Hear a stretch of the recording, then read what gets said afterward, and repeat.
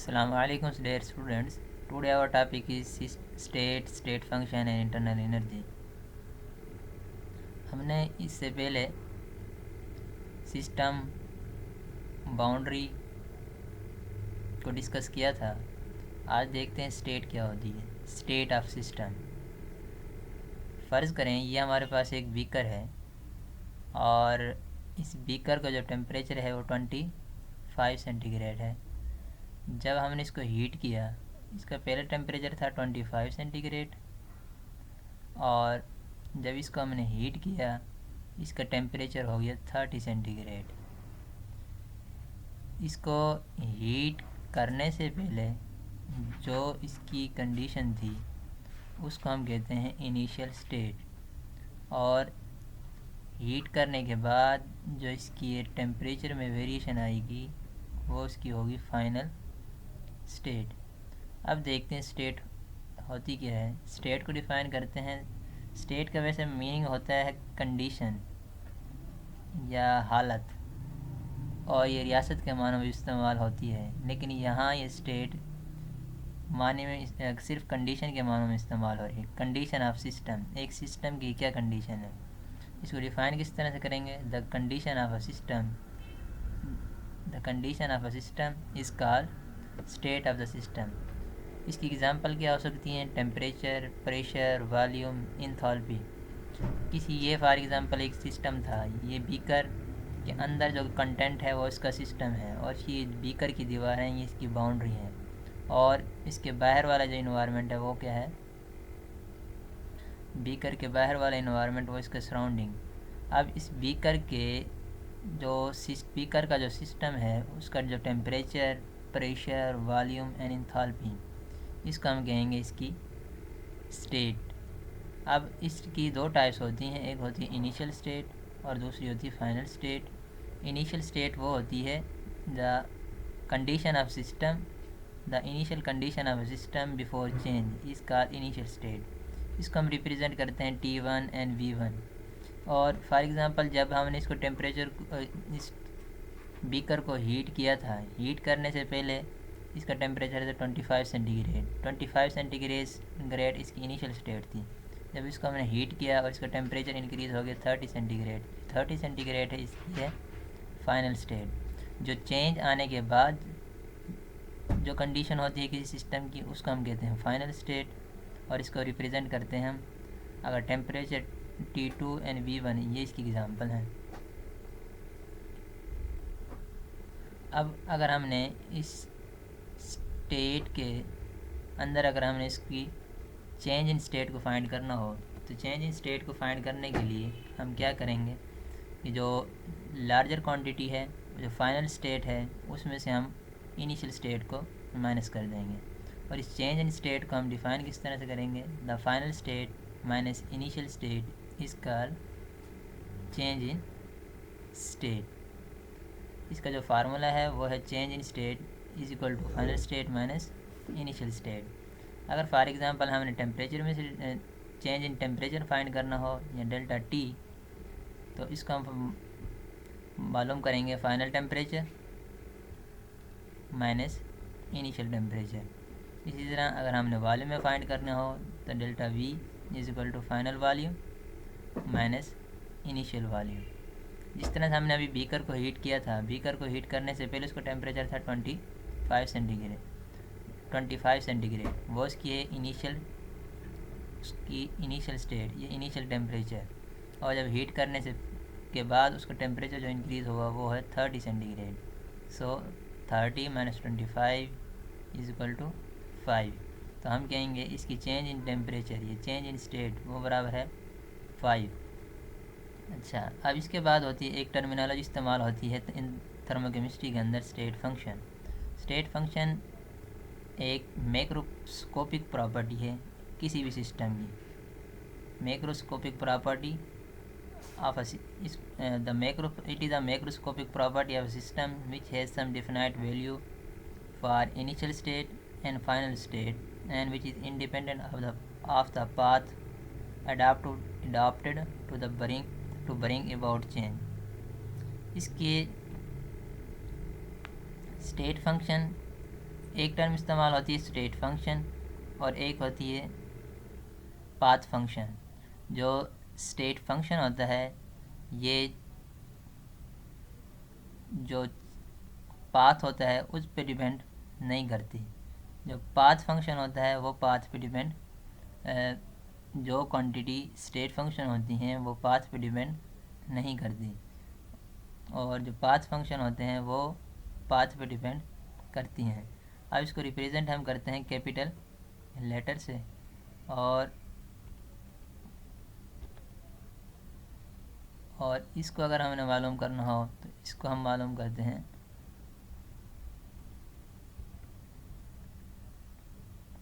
Change in state function. अगर मालूम करना हो तो जिस तरह हमने चेंज इन स्टेट को फाइंड किया था, इसी तरह ये है final state function minus initial state function.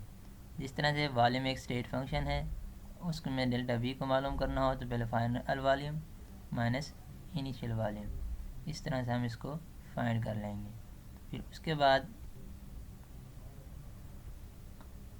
एक टर्मिनोलॉजी इस्तेमाल होती है इंटरनल एनर्जी। इंटरनल एनर्जी क्या होती है? किसी भी सिस्टम के अंदर जो all possible kind of energy होती हैं उनका जो सम होता है उसे हम कहते हैं इंटरनल एनर्जी। और इसको डिफाइन किस तरह से करेंगे?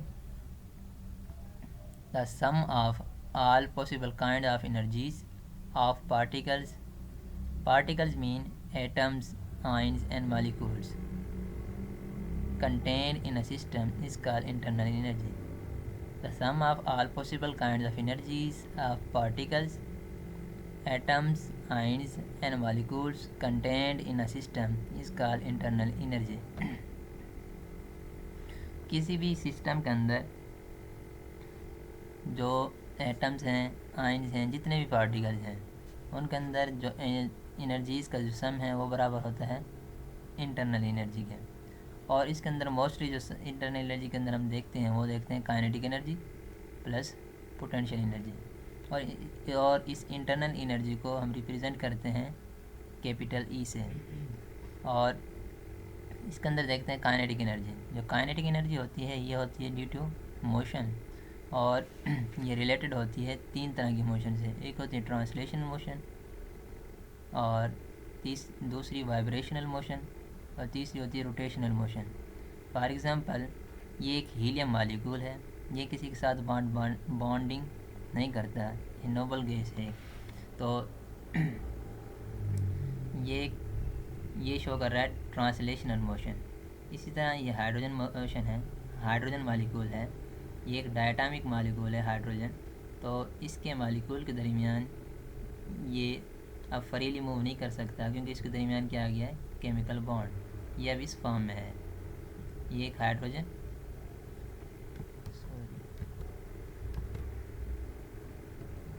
ये हमारे पास एक हाइड्रोजन, और इसके दरमियान क्या आ गया? केमिकल बॉन्ड, और ये हाइड्रोजन अब ये इस फॉर्म में आ गया। जब बॉन्ड बनाने के बाद अब ये क्या हो गया है? फिक्स। तो इसलिए अब ये ट्रांसलेशन मोशन की बजाय अब ये क्या कर रहा है? वाइब्रेट। इसके दरमियान जो बॉन्ड है ये इस तरह से वाइब्रेट कर रहा है। तो ये शो करता है वाइब्रेशन। और अगर वो आ जाए इस तरह से ट्रायंगुलर शेप में, तो ये है BF3। ये दरमियान में है बोरॉन, इधर है बोरॉन, और इसके साथ 3 फ्लोरीन एटम अटैच है इस तरह से। तो ये शो करता है ये रोटेशन, ये अपने एक्सिस के गिर्द इस तरह से रोटेट कर रहा है।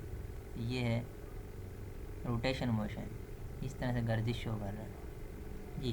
जो काइनेटिक एनर्जी होती है ये होती है 3 मोशन की वजह से: translation motion, vibrational motion, rotational motion.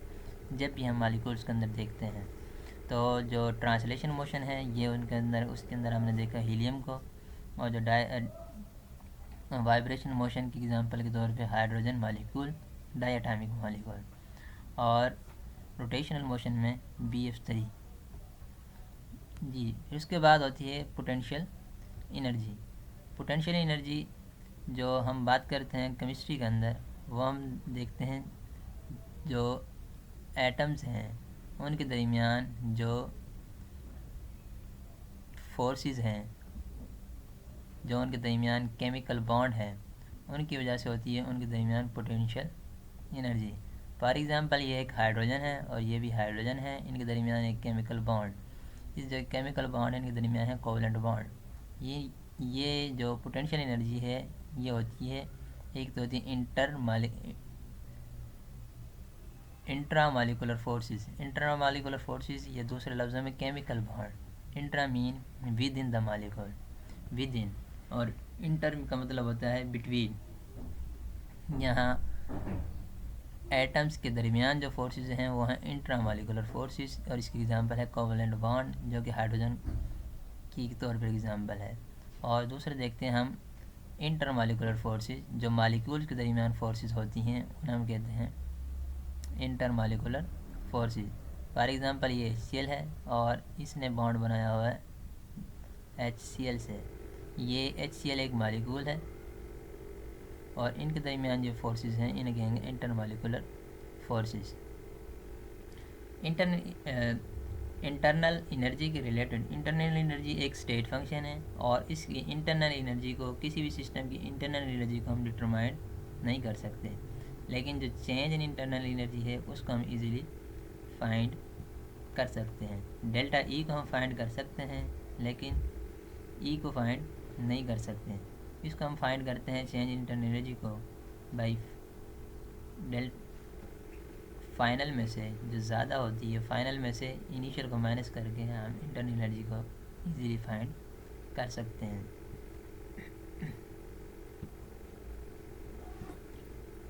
जी, अब ये जो एनर्जी ट्रांसफ़र होती है सिस्टम और सराउंडिंग के दरमियान, ये दो मेथड के ज़रिए, दो वेज के ज़रिए होती है। एक होता है वर्क और सेकंड होता है heat.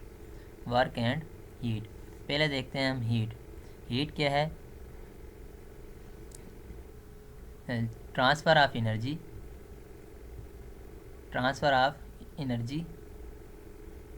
caused by the difference of temperature between two objects is called heat। जो हीट है ये टेम्परेचर की डिफरेंस है। फॉर एग्ज़ाम्पल ये एक है गर्म जिस्म और ये इसके साथ है ठंडा जिस्म, तो इसके इधर ये हीट क्या है? ज़्यादा, तो ज़्यादा से कम की तरफ, ड्यू टू जहाँ हीट ज़्यादा है ये ज़्यादा से कम की तरफ, इनके दरमियान जो टेम्परेचर का डिफरेंस है इसकी वजह से जो फ़्लो होती है एनर्जी का फ़्लो है, इसको हम कहते हैं हीट। अगर इन दोनों की एनर्जी अगर बराबर हो तो फिर इनके दरमियान कोई फ़्लो नहीं होगा। जो हीट है ये एक पाथ फंक्शन है और क्योंकि ये सिस्टम की प्रॉपर्टी नहीं होती, सिस्टम की प्रॉपर्टी ना होने की वजह से ये क्या है? ये स्टेट फंक्शन नहीं है। अगर सवाल आ जाए why heat is not a state function, तो उसका जवाब है सिर्फ simply it is not a property of system. जो हीट होती है उसको रिप्रेजेंट करते हैं हम स्मॉल q से, और इसकी ये अगर सिस्टम से हीट गेन कर हासिल करे, ऑब्टेंड करे, तो उसके लिए ये होती है पॉजिटिव, और अगर सिस्टम हीट लूज़ करे, सॉरी यहाँ अगर लूज़ करे तो फिर उसके लिए होती है नेगेटिव। जो हीट है इसके जो यूनिट SI यूनिट है वो है जूल, और इसके जो दूसरे यूनिट हैं वो है कैलोरी, और जो एक कैलोरी होती है ये बराबर होती है 4.184 जूल के। ये बोर्ड के लिहाज से ये इम्पोर्टेंट MCQs है।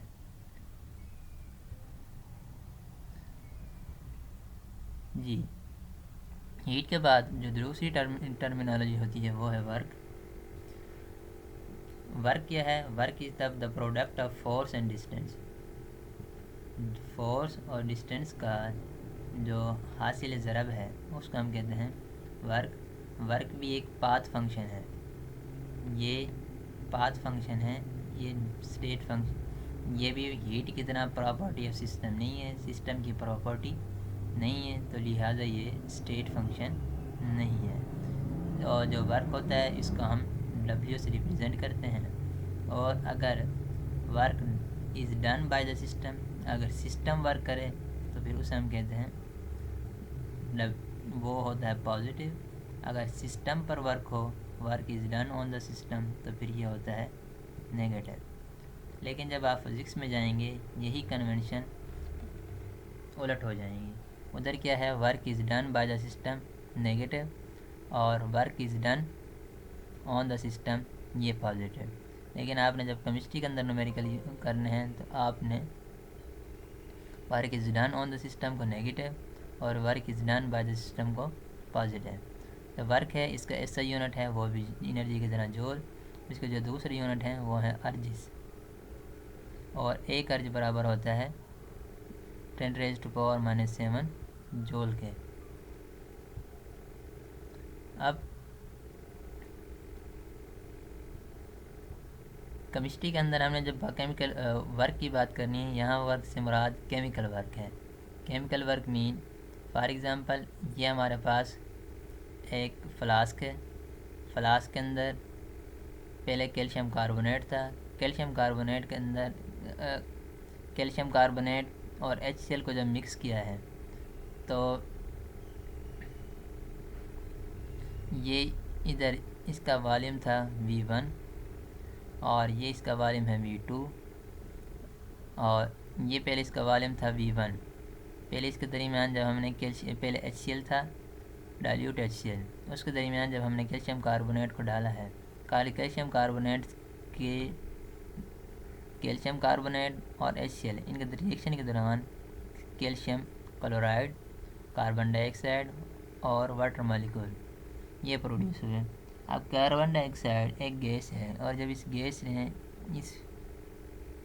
इस ट्यूब के ज़रिए इसने इधर आकर इसके वॉल्यूम को, ये V1 से इसके वॉल्यूम हो गया V2, ये जो चेंज इन वॉल्यूम है